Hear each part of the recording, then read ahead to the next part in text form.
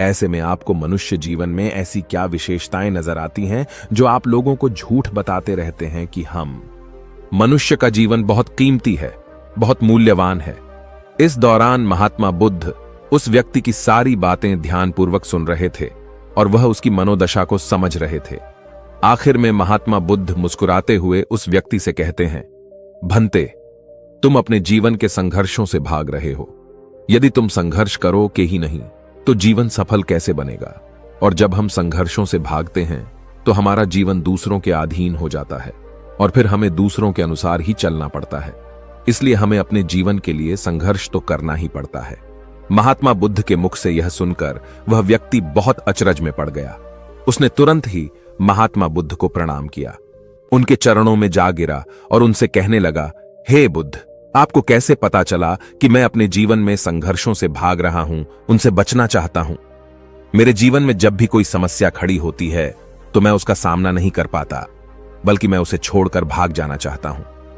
आगे महात्मा बुद्ध उस व्यक्ति से कहते हैं, तुम्हें लगता है कि पशुओं का जीवन हमसे लाख गुना अच्छा है, क्योंकि वह अपना जीवन खुद समाप्त नहीं कर सकते, क्योंकि वह किसी को धोखा नहीं देते और न ही आने वाले भविष्य की चिंता करते हैं। इसका मतलब यह तो नहीं कि पशुओं के जीवन में कोई संघर्ष नहीं है।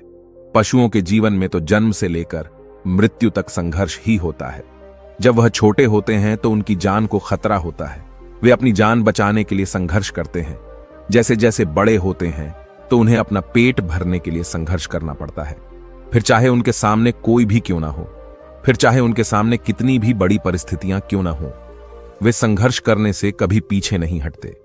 लेकिन हम मनुष्य छोटे छोटे संघर्षों से डर जाते हैं।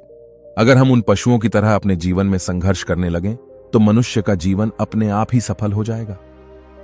इतना संघर्ष अगर एक मनुष्य अपने जीवन में कर ले तो वह जो चाहता है वह कर सकता है, उसे पा सकता है। और जबकि इतना संघर्ष करने के बाद भी वह पशु अपने जीवन में कुछ भी नहीं कर पाता। भंते, वास्तविकता तो यही है कि बिना संघर्ष के कोई जीवन है ही नहीं। बिना संघर्ष के हमारा जीवन चल ही नहीं सकता। फिर चाहे कोई राजा हो या भिखारी, सबके जीवन में संघर्ष तो है ही। जो भी इन परिस्थितियों के खिलाफ संघर्ष नहीं करता, फिर चाहे वह मानव हो या पशु, उसका नष्ट होना तय है। इस पर वह व्यक्ति कहता है, हे बुद्ध, क्या आप मुझे कोई ऐसी चीज दे सकते हैं जिससे मेरे जीवन के सारे संघर्ष हमेशा हमेशा के लिए मुझसे दूर हो जाएं? मेरी सारी चिंताएं, सारी समस्याएं, सारी परेशानियां हमेशा हमेशा के लिए खत्म हो जाएं और मेरा जीवन हमेशा हमेशा के लिए सुखमय बन जाए।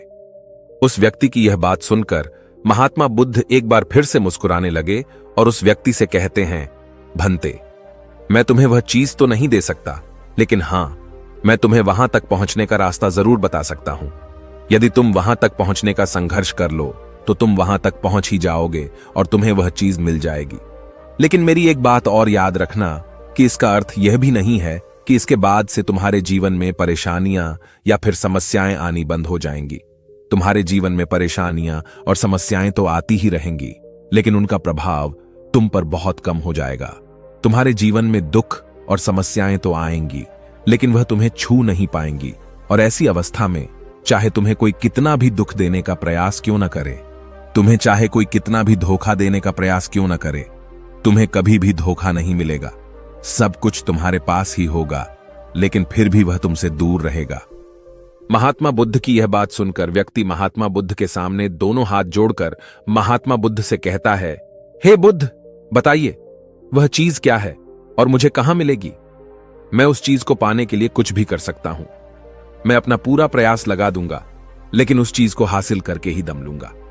इस पर महात्मा बुद्ध ने उस व्यक्ति से कहा, सोच लो भंते, एक बार यदि तुमने रास्ता शुरू कर दिया तो तुम्हें उस रास्ते पर चलते ही रहना होगा जब तक कि तुम अपनी मंजिल को पाने ही लेते, और यह रास्ता अत्यंत संघर्षों से भरा होगा। क्या तुम अपनी मंजिल तक पहुंच पाओगे? इस पर व्यक्ति कहता है, आप मुझे वह मार्ग बताइए, मैं उस पर चलूंगा। मैं अपनी अंतिम सांस तक संघर्ष करूंगा, लेकिन उस चीज को हासिल करके ही दम लूंगा।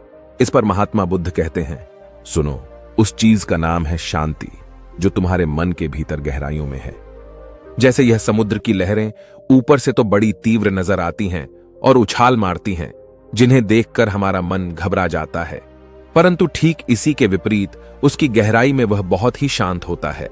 और ठीक इसी प्रकार हमारे मन की गहराइयों में भी वह शांत